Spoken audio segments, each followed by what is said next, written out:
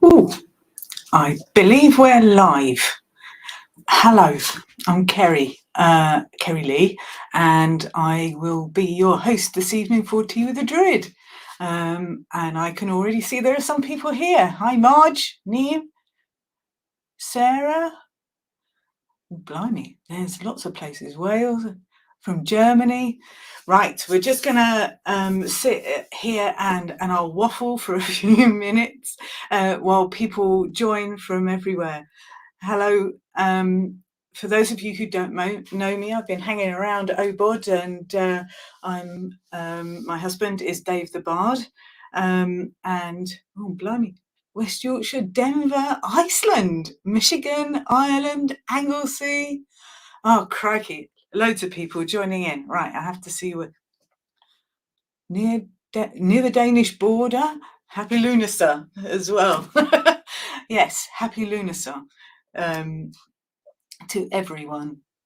Sultry London. Ooh, I've never heard it called sultry before. How fabulous. Chichester. Where is Abruzzo? Oh, that's amazing. Portugal. Crouch End. Hello, Philip. This is amazing. People from all over the world. It always astounds and astonishes me that people tune in from all over the place. It is just fantastic to have such a worldwide community. Just look, Ontario, Canada. Heather from North Wales. New York, Missouri, New Orleans, California, Crete. Oh my goodness. Poland, Rexford, Ireland. That's just so many people from Kent, Mexico, New Mexico, sorry. Hence, just down the road. Blimey, Denmark, actual Denmark, not just on the border. You should be getting together, you two. And New Zealand. Norway. I'm just astonished. I love this. This bit is fantastic. Just seeing you all kind of appearing all over the world. It's just incredible.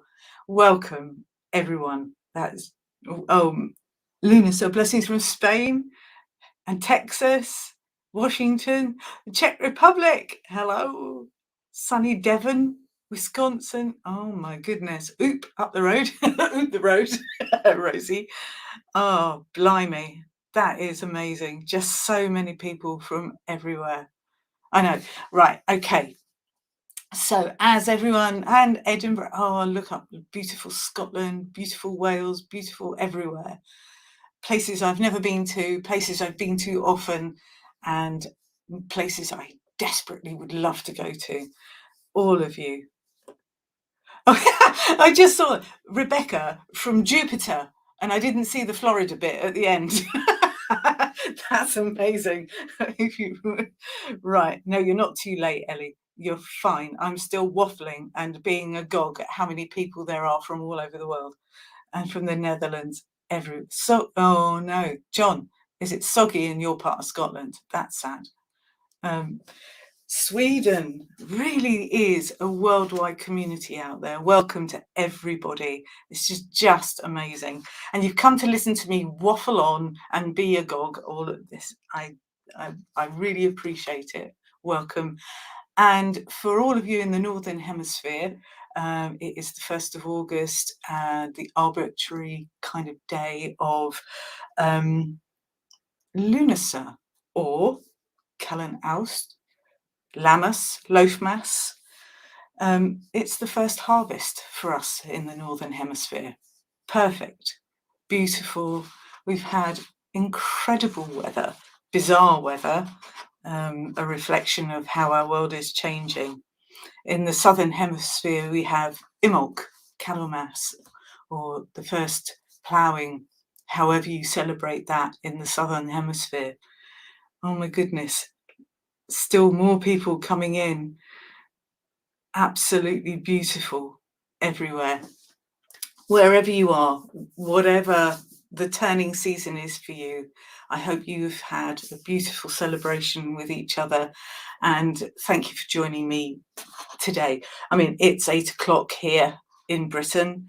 I'm not sure what time it is for you guys. Whatever time it is for you guys, it must be in the morning, I would have thought, for a lot of you. That's amazing. Right, I'm going to stop waffling now, and I'm going to kind of head into talking about how Druidry can be useful, particularly in times of stress, if we feel overwhelmed with world events, with our local events, with just what's going on in our heads. You know, how can Druidry be helpful to us all in these kinds of times? For me here, Lunasa is a particularly good time to think about that stuff. At Lammas, we are looking at harvest, we're looking at sacrifice, we are looking at gathering in all of the produce that we have nurtured over the season of growing. That's a powerful time. It's a time of gratitude. It's a time of looking at that stuff. But it's also a time about thinking about the cycles of life. It's always a time for that. Whenever we look at the turning of the wheel, it's always about searching our hearts and seeing how we relate to this land, whichever our land is, that piece of ground under our feet that we love so dearly. Whether that be an urban environment, whether it be the countryside, or whether it be something in between, all of us stand on the earth and we have a response and a relationship to it. And depending on what is happening in your season at that particular time, it's about how it's important how, as Druids, as anybody spiritual, regardless of what your creed might be, relate to the environment around you. I write the ceremonies for our open Gorseth rituals, and it gives me a perfect opportunity to re-examine how I feel about every turning of the wheel. I look at the traditions of my land, I look at the folklore, I look at the stories, I look at the songs, I look wider across the global stories, across the global songs. I've said this before if people have heard me talk. I adore to learn and to hear other people's stories about how they. My feet are thatching straw at the moment. Oh my goodness. that comment just caught me. What a picture.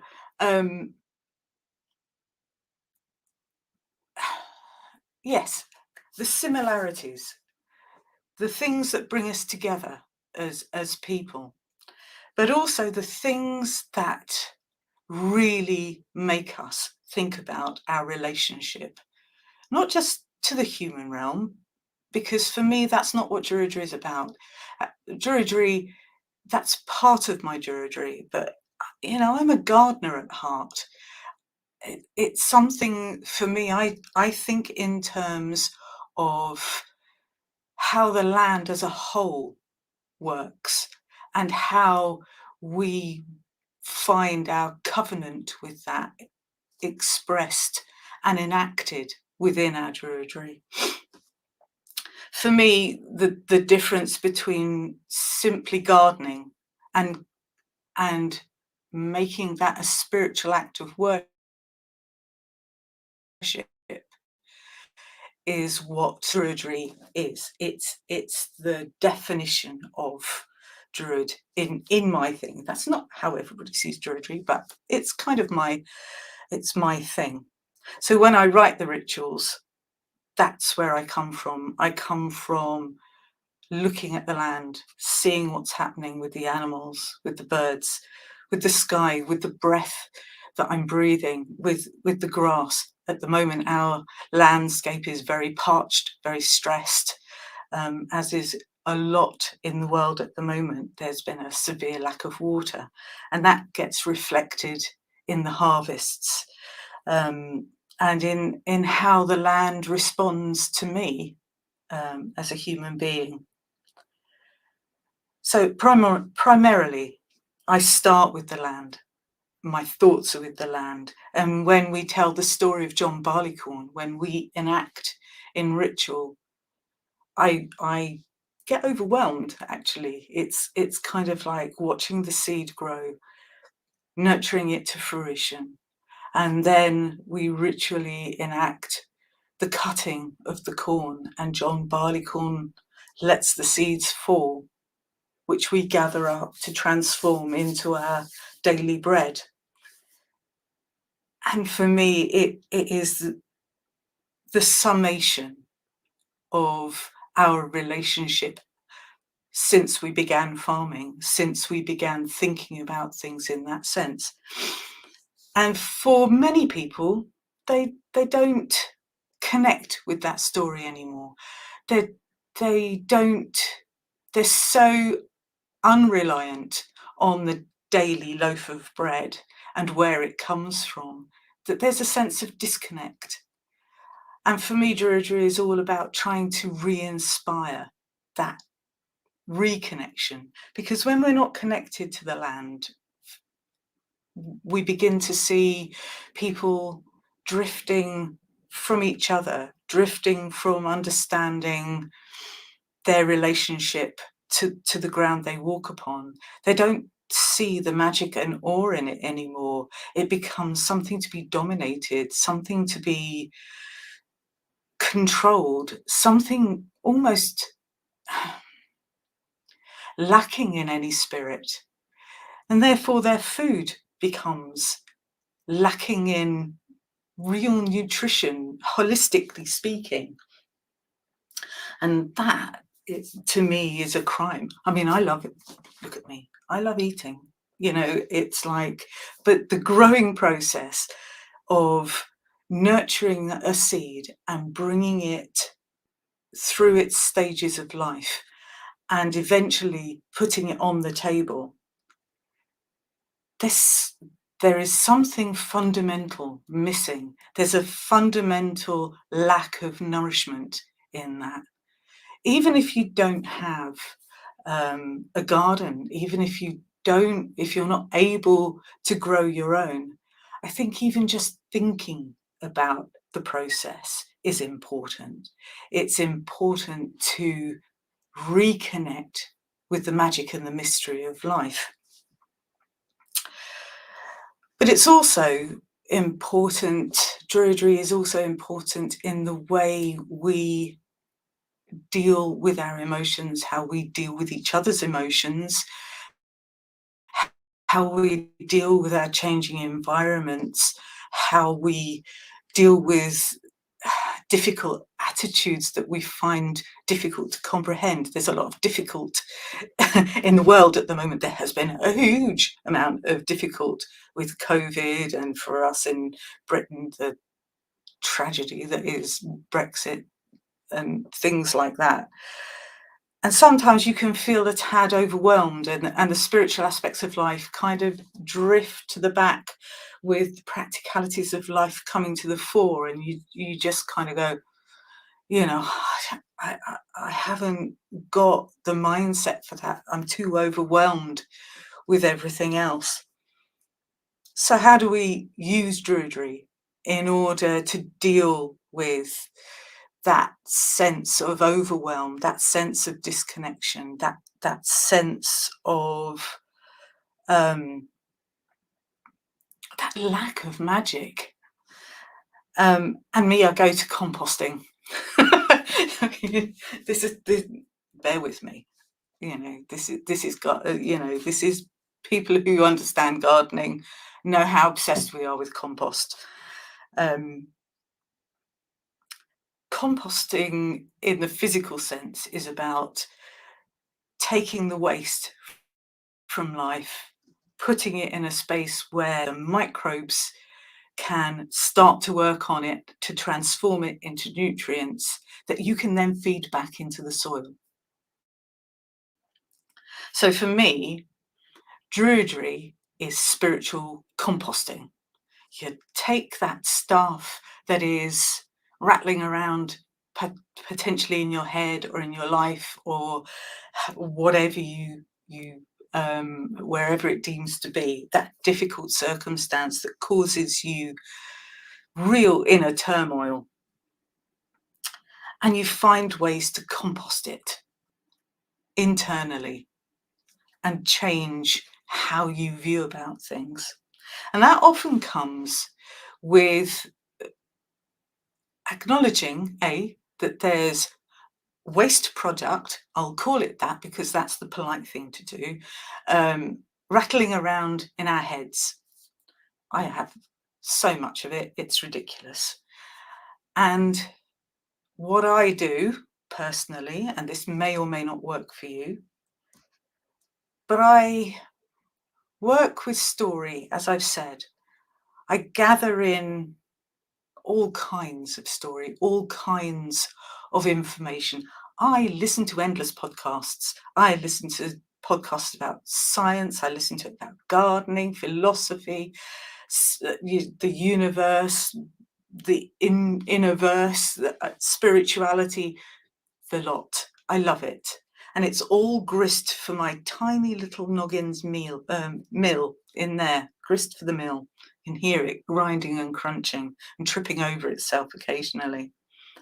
But in all of that stuff, I find new perspectives. I find new ways of looking at things. On a podcast, listening to a person who I find really difficult, which is Brian Cox, who is a little too arrogant for my liking. However, he came up with this. Before there was life on Earth, there was heat, but there were no flames, because flames need oxygen to breathe. That might not sound really big to somebody else, but it blew my tiny mind at the time. I was like, flames needed life to happen on Earth before they could come into existence. I love fire. I'm in Aries. I love fire. Fire lives and breathes to me. And that absolutely just kind of like, it just made everything I felt about fire kind of go, yes, yes, yes, yes. What a simple thing to cause me so much joy. I know, I'm odd, but I love that. And I listen to that, and I don't like Brian Cox very much. I think he's very arrogant. He's always telling people off because he doesn't think they're factual, like he is the be all and end all of fact. But I also love philosophy and things like that. I found a new podcast today, actually, called Philosophize That. And I learned about a new philosopher called Jose Ortega, Spanish philosopher. What an amazing dude. So much to think about. So much stuff that actually comes in within my feel of how I think about things. I love it. So all of this stuff kind of feeds into my rituals. It gives me a different perspective. It helps me sometimes to get a new perspective on the waste product rattling around in my head. See, I'm being very polite. So with my review, every 6 weeks or so, I sit down and I write a new ritual. I often write it only a day or so before it's due to happen. So I've got that very moment, the weather, I've got my feeling, I've got the sense of how other people are feeling around me, how the land is feeling. And that all goes into every single ritual. And I find time and again that the tales that the ancients have always told, their wisdom just gets deeper and more profound. And I find that I can connect with this stuff even deeper. I mean, I've been doing this stuff since 97 consciously. I mean, I was doing all sorts of things before, but really focusing on my relationship with the land in a conscious way since 97 when I started the herbal course. And every day, every way, I find something else. And composting is a good basis. It's a good metaphor to work from. It's like our psyches. We can translate this into a common language that works for our minds as well as for our food and for the world in general. I'm just referring to my notes now because I've done what I usually do and go off track. So microbes, how can we transform our thoughts and actions into microbes that go out and transform the waste stuff in our lives into actual positive actions? How can they transform our emotions into something that, feeds us and nurtures us rather than swamps us and overwhelms us? And one of the things I do, and you may or may not find this interesting or useful, is when I'm overwhelmed, I stop. I just stop and I stand in the moment. And I take a deep breath. I take a long, slow, deep breath. And then I take another. And I feel my body relaxing. I feel my mind stilling. It's still buzzing. And then I take another deep breath. And then between the third breath and the fourth breath, I think of one small thing that is driving me bonkers that I know I can achieve. It might be that great big pile of washing up that's doing my neck. It might be that dusty shelf that I have been avoiding for the past 3 weeks. It doesn't matter what it is. It's small. It's achievable. After I've taken my fourth breath, I commit to dealing with that small thing. I do it. I have a sense of achievement. It may be small, but it's one piece of waste product that I have got out of my system, and I can feel smug about because I've achieved something today. And then I take another breath and another and another. And then I think of one more small thing. I do not let the avalanche that is the world and its wife nagging at me at the back to overwhelm that one small thing. I leave that and go, no, just one thing I can do right now. Even if I only do one thing a day, I have done something positive, and that feels good. So how do we apply that to the larger tasks, to social change, to the plastic oceans floating around in the seas that nobody seems to be able to do anything about and is killing our planet? That's too big. It's too big to think about on that grand scale. It's overwhelming. I feel impotent, insignificant, and unable to do that. But with those 3 breaths, that one moment, I can commit to never using another plastic bag in my life. And I can make that happen. No more plastic bags from me going in the ocean, making a poor little tortoise swallow it because he thinks it's a squid or a jellyfish and choking. No more plastic bottle to add to the island oceans of plastic. I did that. And if my partner does that, and if my children do that, how many plastic bottles, how many plastic bags is that? Bloody hundreds and hundreds, maybe thousands. And the more people we can inspire to do that one tiny achievable thing, how much mess would we get rid of? How much?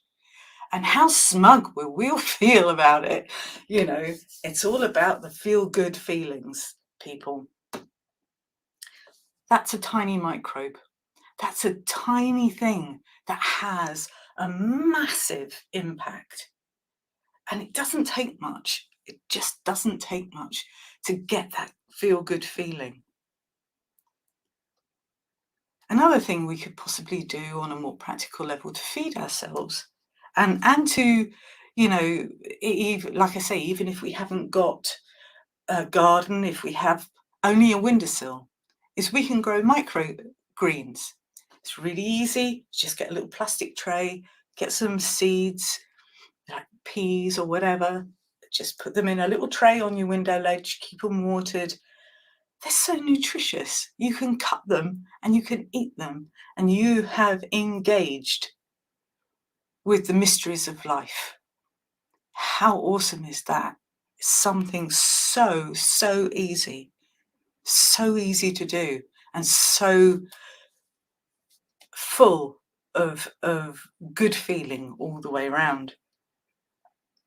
Tiny things, it's that butterfly effect, that tiny butterfly's wings that causes great storms of change in your mind. Little microbes going out into the world, composting all of the waste in your head and in your mind. Have I read that all? So let's have a kind of so I'm just caught now. If you can't grow your own, visit local farmers. Yes, absolutely. Local farmers and things like that. Bring it all in, local. Small things you can change if you can get there.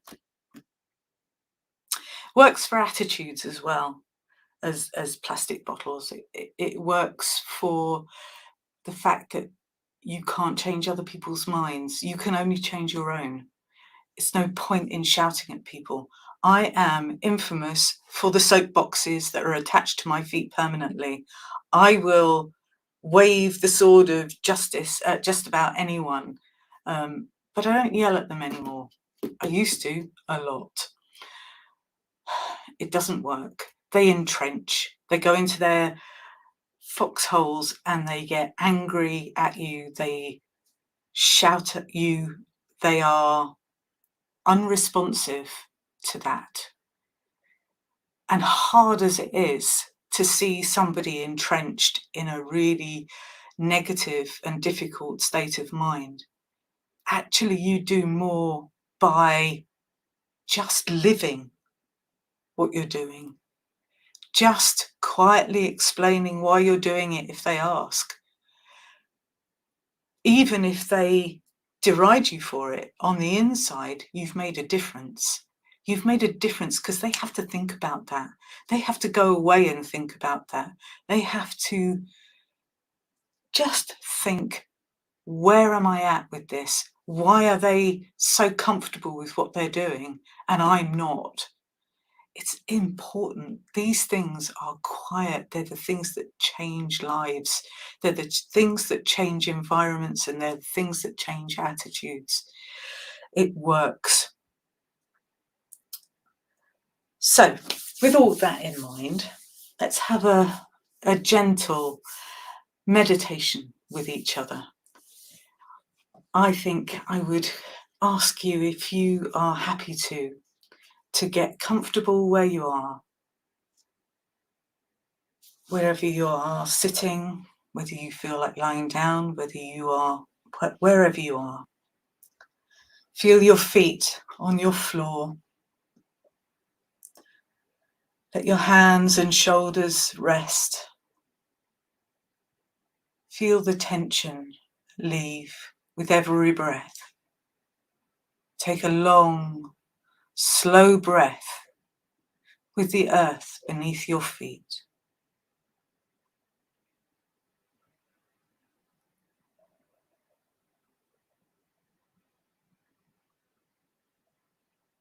Now take a long, slow breath with the sky above us.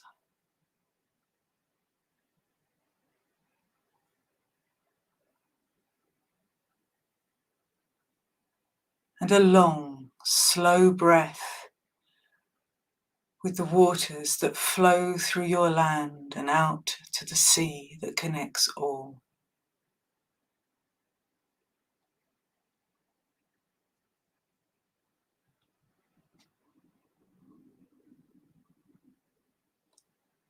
calm and peaceful in this moment. Feet on the floor, shoulders relaxed, head calm and open. Feel a bright white light deep in the heart of you. A small seed, a tiny spark. And as you breathe into that seed. Breathe deeply into that spark of light. And with each breath, feel it grow stronger, brighter, filling your chest. Every breath brings new light, new energy, powering through you, energizing that seed within. Let it fill your chest, work through your shoulders, through your arms, up through your neck into your head. Every breath stronger, brighter, filling your torso, down through your bottom, through your legs, breathing strong and clear, the light growing bright and radiant. Down through your knees, your calves, your ankles, into your toes, into your fingers, and out beyond your head, beyond your heart, beyond your hands and your feet, connecting with your environment. Every breath you are brighter, stronger, clearer, more connected. And take your concentration down and down to the floor, through the floor into the earth. See the world of the microcosm. All of the microbes working, munching, churning, transforming. Tiny acts of magic, tiny miracles of life continuing.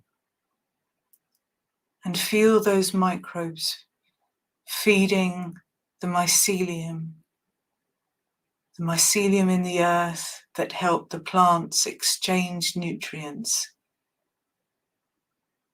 Feel those nutrients working their way into the plants, the trees, and then into the life that works and lives with those plants and trees. And feel ourselves partaking of those nutrients, becoming part of that great cycle. Everything we do, adding, nurturing, and being part of that great mystery, that cycle of life, death, and rebirth. Together, we work for the greater good. We work for the greater light. We are at one with our environment, never separated, not even when we are at our lowest ebb. It supports us, and in turn, we will return to it. And with that sense of oneness, with that sense of connection to the earth, to each other, to every plant, tree, animal, to every mycelium, to every microbe, we draw ourselves back and back. Draw in that power, that nurturing light, and let it radiate in our hearts and minds. Everything connected, everything working in harmony with everything else. And come back to this moment, to this space, to your breath, to your life. And when you are ready, open your eyes to the apparent world, but see all of the worlds as one world within you.